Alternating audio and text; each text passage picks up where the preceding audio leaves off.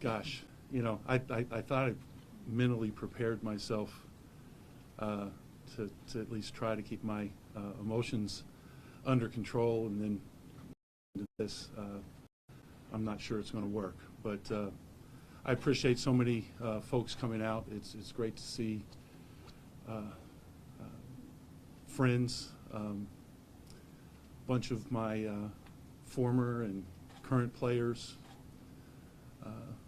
the staff and family. I wasn't really sure. I didn't spend a whole lot of time, thinking about this. Obviously, I knew that it at some point, it would happen. I guess, December 20th kind of changed stuff. And it gave me an opportunity to, think about how grateful I am, and what really matters. And I've been so fortunate. 41 years. That's a long time. But the number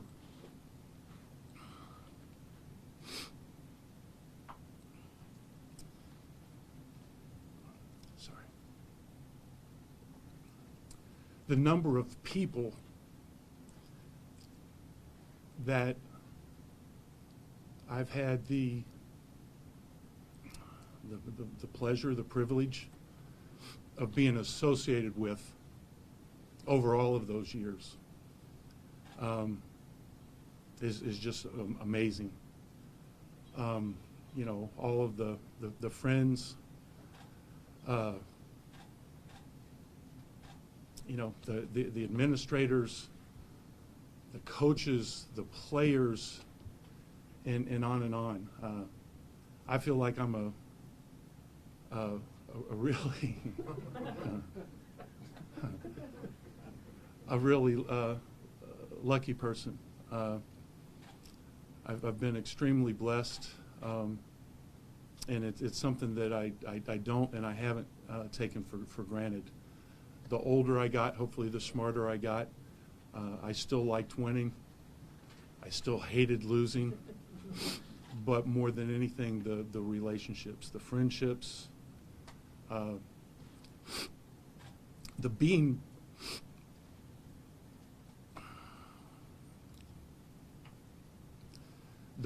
part of a team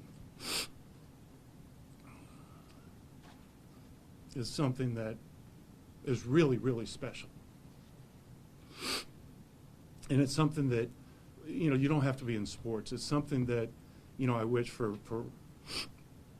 my own children, my grandkids, and really for everybody, that you're able to experience that joy to be part of something bigger than you. And in that way, also, I've been very, very, very, very lucky. There's so many people that I want to thank, and I'll get around to it eventually. I'm going to have a lot of time on my hands.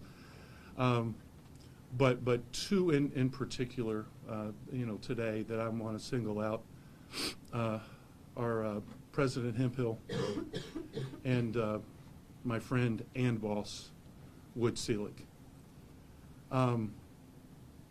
I can't imagine having better bosses than those two guys. Supportive, understanding, willing to listen, to serve as a sounding board. There's plenty of times I've been with Wood, and I know it's hard for some of you that work with him to understand or to think about, but where he doesn't say anything, he just kind of sits there and listens. Even as far as the way everything has gone down today. Thank you all both very, very much. I appreciate everything that you've done for me, everything that you continue to do for Old and all of us. You know, there's another group in here that kind of has been dealt an unusual and not ideal hand, and that's the coaching staff. I've told them, I'm trying not to make eye contact with them. You know, it hadn't been easy. It hadn't been easy for the players. Hadn't been easy for the staff. And I know that these guys have done a great job. You know, in athletics, it's a competition, so you keep score. You know, and the score hasn't always been on our side. But I do think there's alternative ways of looking at things. And if you look at how they've poured themselves into this team, this university, since I had to step away, I think the job that they have done is remarkable. So I do want to thank Kieran and Crisco and Chris Talagani, Drew Lakey, Jordan Brooks, Jamal's back there. You know, thank you all so much for you know, doing what you've done in a very, very difficult situation. As far as the retirement, you know, I think it's just very, very simple. It's time. You know, when I've thought about it, there's still a part of me, not an insignificant part, that wants to coach. There's nothing more that I would like to do than to come back another year and kind of fix things, to go out on a you know, on a different note, so to speak. But there's the other side. You know, from a health perspective, I'm doing great. I'm not retiring because my health is bad. My health is good. I've been a good patient. I followed Danae's orders. You know, I'm eating healthier than I have maybe in my entire life. I should, you know, take stock in a salad company or something. But you know, I'm walking a lot. I'm getting out. I'm doing hopefully all the right things, and I feel great. But I think a big part of the feeling great is also not having that stress that I've had for 41 years as a coach, 32 as a head coach. And believe me, it's different not being in that pressure cooker. And so while I thought, well, you know, I'm feeling great, you know, maybe one more year. The more I thought about it, you know, there's a lot of things to look forward to, and I did want to, you know, prioritize my family, my health, and happiness. I think being happy is really, really, really underrated. So I came to the conclusion, and you know, I know for you know, for the team, maybe this isn't the ideal timing, but you know, really two things kind of factored in. One, you know, I just felt like it'd be dishonest or disingenuous to know that I was going to step away, and you know, to not go ahead and do it. You know, you have been so just so kind with their well wishes and their care, and you know, if I knew I wasn't coming back, I don't know, that would just been tough. And then the other thing is, you know, these two guys have have a job of finding the next person. If by doing it today, they can get, I don't know, a jump start, and find that right guy. And I want them to find that right guy. There's no doubt that, and I'm saying them, it's we.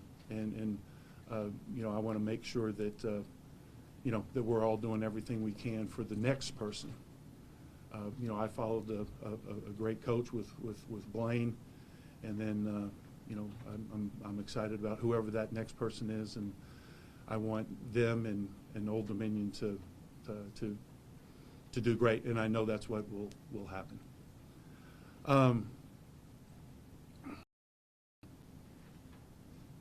just, I'm overwhelmed by all of this, and my phone's been ringing off the hook, or the texts and everything, and that is tremendously gratifying to hear from people 20, 30, 40 years ago, people that I just met this year.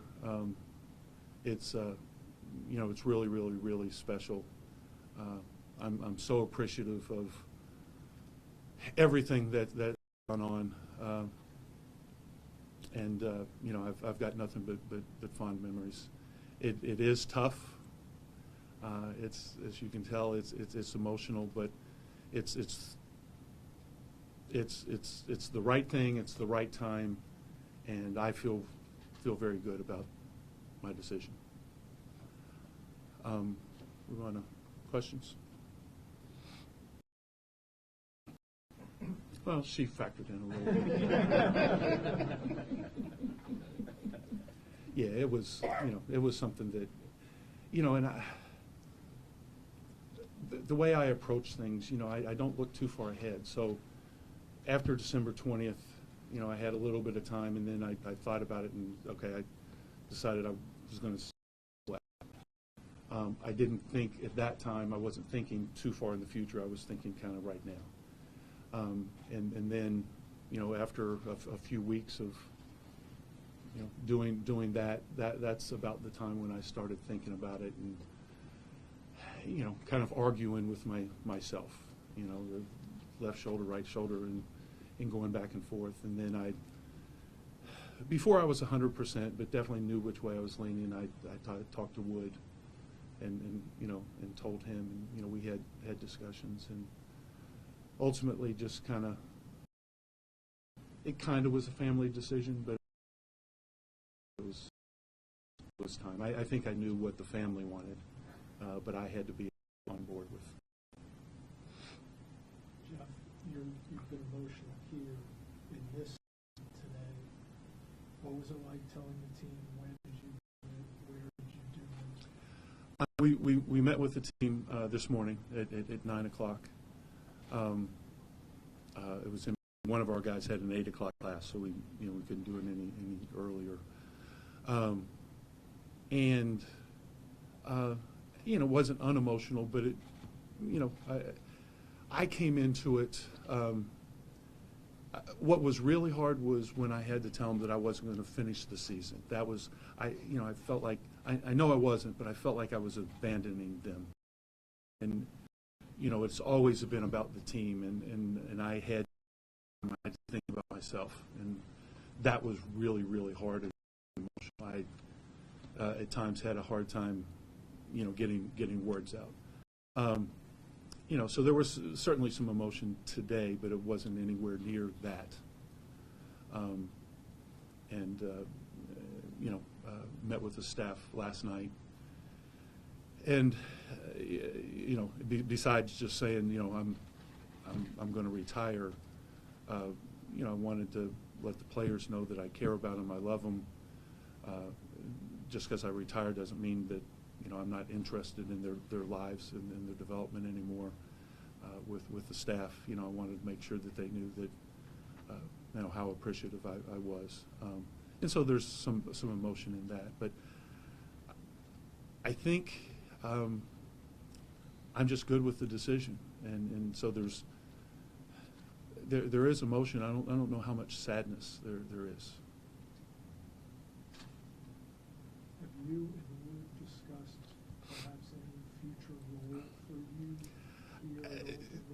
Not really. I think there probably we will have some discussions, but it's nothing that I have no idea right now. Kind of what path I want to go down. I know I'm really interested in a high pressure job. I'm not looking for stepping from one to another. If anything, I want to do something that can impact people in a positive way. I've really enjoyed my time with Samaritan's Feet and the Coaches versus Cancer and Troops First. Is there some kind of role in something like that? I don't know, but that'll be the next step. I haven't looked too far. I know that there's a trip to northern Kentucky to visit my mom. That's in the immediate future. There's some trips down to Charlottesville to hang out and not make it an up and back trip to see Megan and Madison and the grandkids. But beyond that, I don't have a whole lot of plans. Coach, you mentioned professionally you don't know. You just talked about some personal plans there, but are there any other things that you're looking forward to personally, maybe making up for some lost time when you were involved in coaching that you're going to make some time to do now?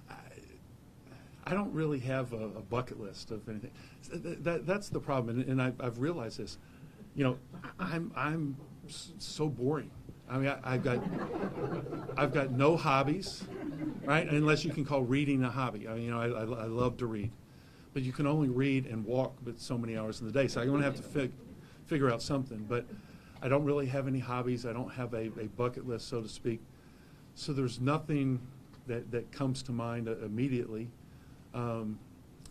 Scott, I would say, get up and see more Nationals games this year because I'll have an opportunity. But it's almost like they're not even trying. But I do love I do love getting to the ballpark. So things like that. But there's nothing that I can think of right now. Not that one thing. Coach, 41 years, and you have players of current and past in here. Simply put, it's been a long journey. What does basketball mean to you? I was thinking this morning, and I wasn't going to say what came to mind because Jason Wade would think it was just another corny joke. But back when I was much younger, I remember there was a skit in Saturday Night when the guy said baseball's been very, very good to me, and it has. Basketball has been awesome to me. I've already kind of touched on the relationships, the friendships, but the opportunities. The opportunities to travel. Now, I don't think I have any desire to go back to Hawaii, but this last trip, that was my 8th trip, and they all were connected one way or another with basketball. I've been to the Caribbean, I've been to a bunch of countries in Europe and the Middle East, and basketball has allowed me to live a life that is. Young kid in Owensboro, Kentucky, I can guarantee I wasn't thinking in those terms. So without getting too much, and Kieran will laugh, but the movie back a while ago, and I've likened basketball as being my river, and that's where our lives, not just mine, but our families, have kind of revolved around this game, and it's been really wonderful to me and my family. Coach, Saturday night was emotional for you. Did that provide any closure and conviction that this was the right decision? No, it was very emotional, obviously, to say goodbye, in a sense, to Ty and Jason, and especially Jason.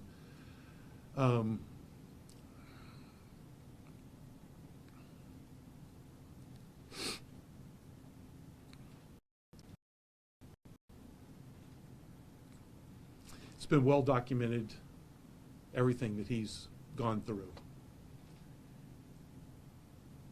And I can't remember one time. I can remember times when he was down. I can't remember one time when he complained.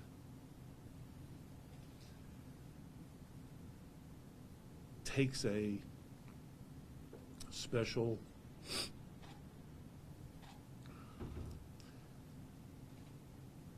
person, a tough person to go through what he's gone through and to come out the other end. You know, and it's continued to amaze me, right? Because just a couple of years ago, just the fact that he was back out there, right? I'm thinking, okay, this is a win. And he keeps pushing. And then it's another step and another step. So to see where he is, you know, and not to push or to put pressure on him, but you know, I've got my fingers crossed, and he is thinking in terms of coaching as a profession. Man, what an example! You know, you talk about impacting and being able to help people, help young men. It was like I had to be there. I mean, I wanted to be there. I asked KD if, you know, I didn't want to be a distraction. I asked him if it was okay. I talked to Wood after that, and they both gave me the thumbs up. And so I was planning on being there. The thing that sealed it was Friday during the day. Jay called me up and asked me if I was going to be there. And I said, "You're damn right." So it was a special night. Now, I think the emotion took on even more for me, knowing that today was happening too. When Danae and I walked down the back hallway, you know, players were out on the court, you know, warming up, and KD was in the locker room, and it was just the two of us. And man, it just hit me. I wasn't expecting it. So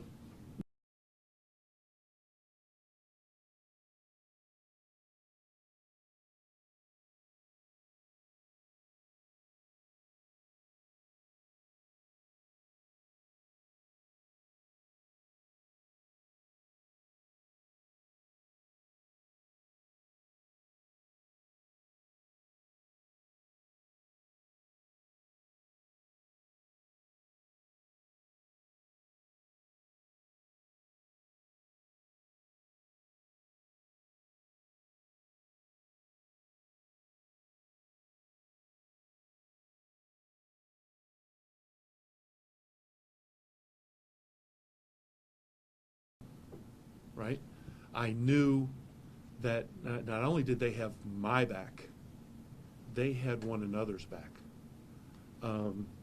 It's a group, regardless, that,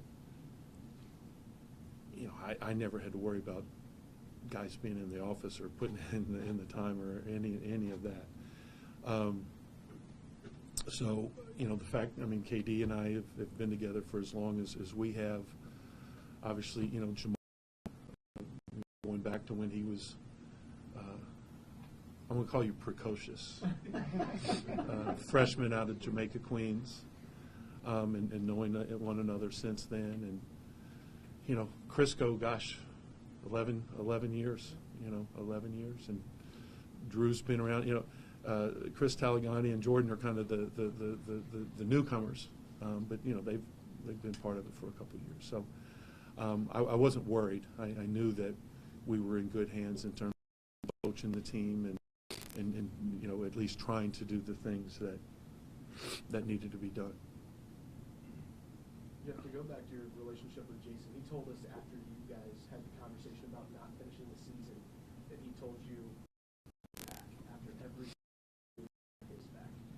Does that validate why you do this beyond what you do on the court, the relationship that you cultivate with players like Jason?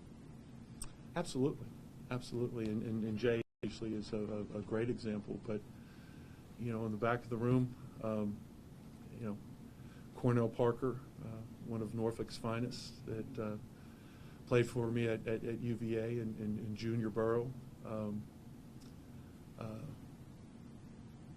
You know, I mean, I love those guys, and I truly, you know, value their our relationship. You know, I'm happy Chauncey's here. You know, Chauncey's the youngster in the bunch, and you know, Chauncey's only been here, you know, I guess about two years. But you know, I've got so much respect for him as well, and I think those connections, as I said earlier, the more I got, the more I realized that's what. Look, you know, you got to win, right? You got to win. You know, you can have all the relationships with you want, and if you're losing, you know, the ADs, it's a business. But within the business, you know, that's really something really special. And I forgot Drew Lakey is not just on the staff; he's also a former player too. So, Coach, congratulations on a great career. thank you. You talked a little bit about that realization as you grew through your career. I'm wondering, what are some other big differences between the man and the coach that was first starting out in this business and the man and the coach sitting here now?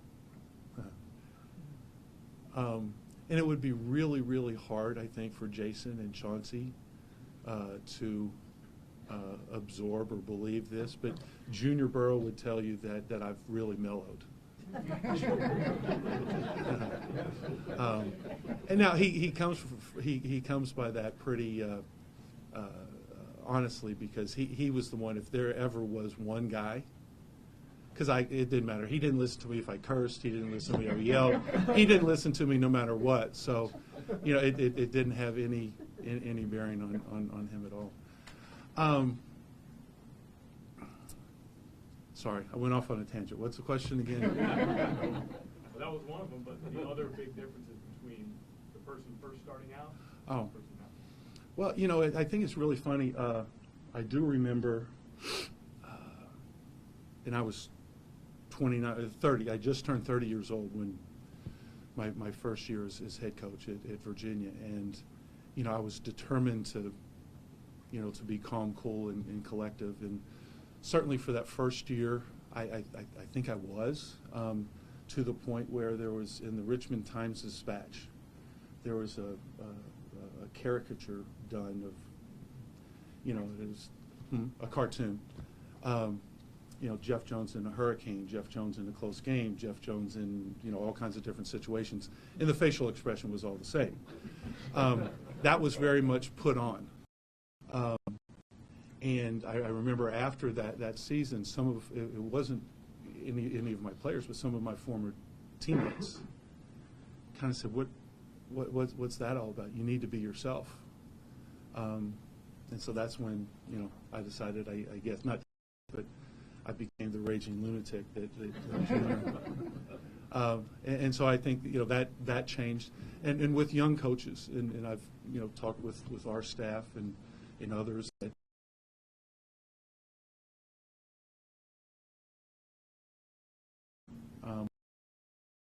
everybody does try to be that, and you know, one thing that I've always tried to be, we talked about this, is authentic. You know, I'm not putting on some facade. It's kind of what you see is what you get. And you know, for me as that young coach, I was, even though it was at the ACC level, you know, I needed to find, you know, what that was. I do think, I mean, you know, gosh, I sure hope I know I'm a better coach now than I was when I was 30 years old. I hope I'm smarter. I always kind of chuckle when you know, people ask, you know, would you do anything over, and they say, you know, I wouldn't do anything. There's so many things. I mean, you know, if we had another 2 hours list, all the mistakes or things I'd like to do, you know, but you learn from mistakes, you learn from adversity, and those are all lessons that we try to teach But it's also a lesson, I think, for me, for coaches in general, is, we don't have all the answers, and sometimes we screw up. And when we do, you want to be better, own up to them and be better. Jeff, as a coach's son, as a former president of the National Coaches Association, maybe this is a conversation for another day, but after 41 years in this business, how would you assess where college basketball is? Are you optimistic, pessimistic? Without getting into specifics, because I think that would be for another day. Yeah. I'm really scared. I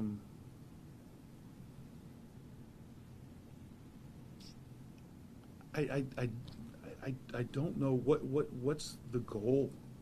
What are we trying to do?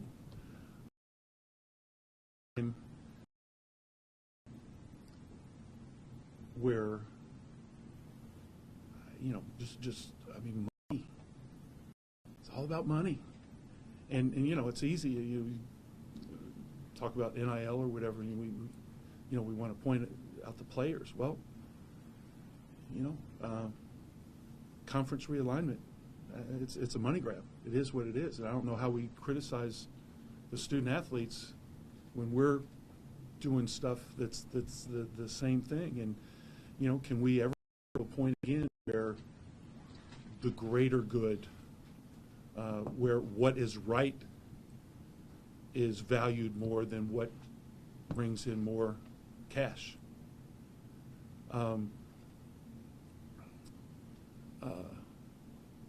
The other thing, I'm up on a soapbox, but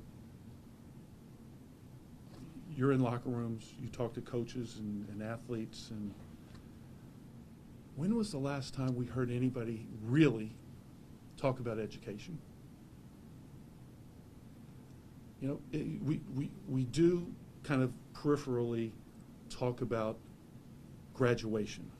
We talk about getting the diploma. Well, I don't know about you, James Madison, right? Mm-hmm. At UVA. There was so much more that went into my college education than simply getting a damn piece of paper. And if we're going to set the bar that low and say, what does a degree mean if you're not, if education isn't really, really important? I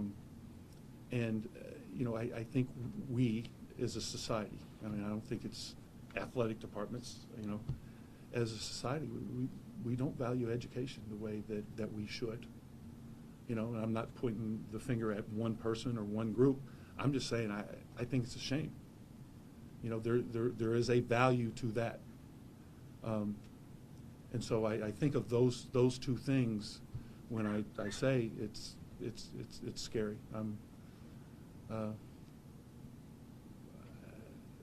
I'm afraid of where it is that we're going. I have no idea what direction we're going, but it just seems like it's just more and more and more and more about money and less and less and less about education. Would you like to be a voice and help steer the future? Or is I don't know that. There's a difference between being a voice and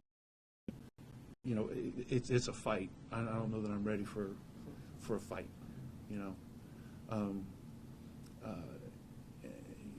Because it's got to come down to more than words. There has to be things, actions taken. Actions speak louder than words. The hard thing, because I'm not, look, I criticize the NCAA when they do it, but oftentimes they're criticized just for everything, right? And sometimes the NCAA can't lawsuits. There's all these lawsuits, and I'm a big law and order guy, but it's hard for the NCAA to implement some of these things that are the right things. But if the courts say that it's illegal, so I don't know the solutions. I just know that it does frighten me moving forward. So to college coaching has changed a lot in the last few years because of the NIL and the portal. It's much more time consuming. Did that have anything to do with this decision? Well, first, so I think there's always been an evolution, right? In the 41 years, 32 is the head coach. You know, there's always an evolution. So coaching is always changing, right? The rules change and society changes. You know, there's always those kind of things. But I think because of NIL, because of the transfer portal and some of the other issues that we're facing now, the changes have been coming fast and furious, right? And so it's like they're extremes. And so it doesn't give you time to adjust the way maybe in the past that you could as a coach. Specifically for me, I mean, I'd lie if I said that they didn't play a role. I mean, is it a major factor? No. I mean, there's other things that factored in, you know, a lot more. But, you know, dealing with, you know, things, dealing with the changes, the transfer portal, and I'm not I'm not a believer in players should never transfer. Right? That's silly. I mean, you know, if it's not a good situation for you, no matter what, you know, looking for a new job, but what gets lost in the voice I've heard really espouse this is Tom Izzo, because he's not afraid to be a contrarian. Do we need to save the kids, the young people from themselves? I know my kids would tell you growing up, they didn't get to do everything that they wanted. And after the fact, you know, sometimes, you know, they say, you were right, you know. And I think by, you know, if young people are running from adversity or running from, you know, whatever, rather than facing adversity and finding a way to work through it, right? I think they get stronger. Was it Nietzsche? That does not destroy us, only serves to make us stronger. I believe that. And so,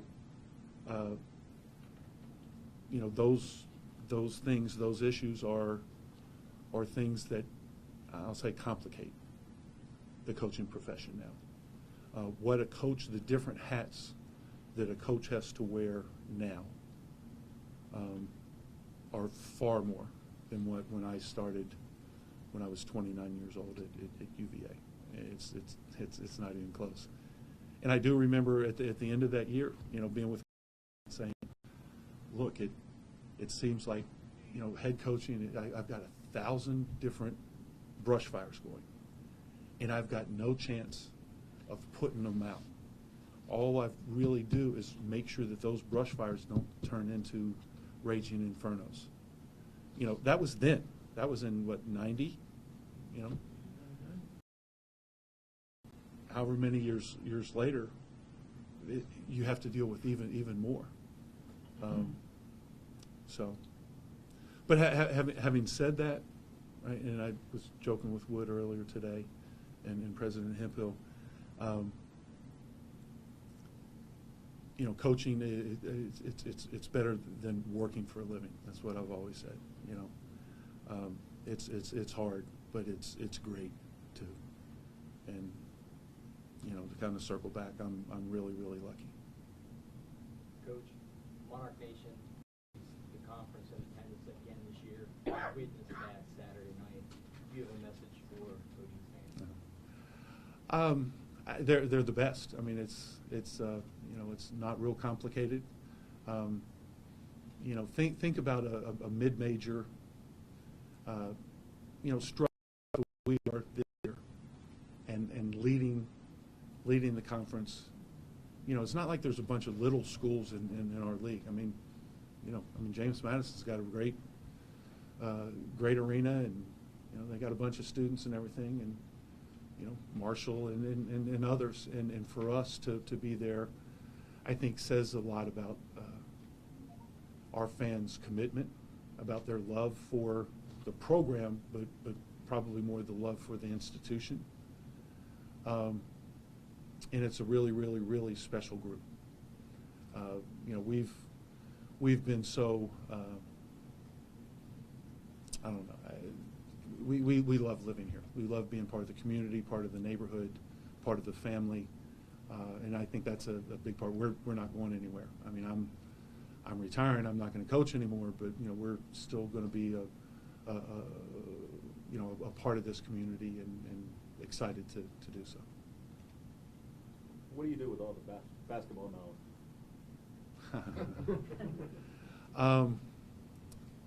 You know, I'm sure there'll be ways of sharing, if you will. You know, I've talked with Tim Floyd, coached a lot of different places, but and Kermit Davis, who was at Middle Tennessee for a bunch of years. We've become very close the last couple years that we traveled to Kuwait this summer together. Dave Odom and others. We've kind of joked around and talked about, you know, can we do a really good clinic for retired coaches, you know, or of retired coaches. Super group. You know, and again, you know, we have a whole lot of other stuff to do. So Cliff Ellis, you know, would be another. But yeah, I don't know. I don't know. Maybe I can go watch Cornell and juniors teams. Both of them won their conference championships this week. So proud of those guys. Saturday night, you seem to get especially emotional after you hug to the athletic trainer. Is there anything to read into that? No, that I think Jason was the first, because we came down the hallway and when it finally poked our head out, he was the first person I think that I saw. Not to, you know, downplay that at all, but you know, no, there wasn't. There's not a medical thing. Anything else?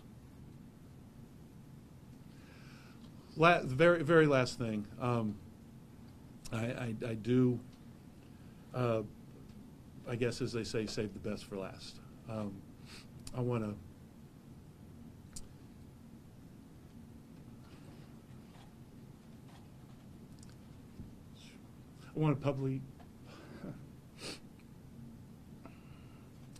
publicly thank Danae for being my person.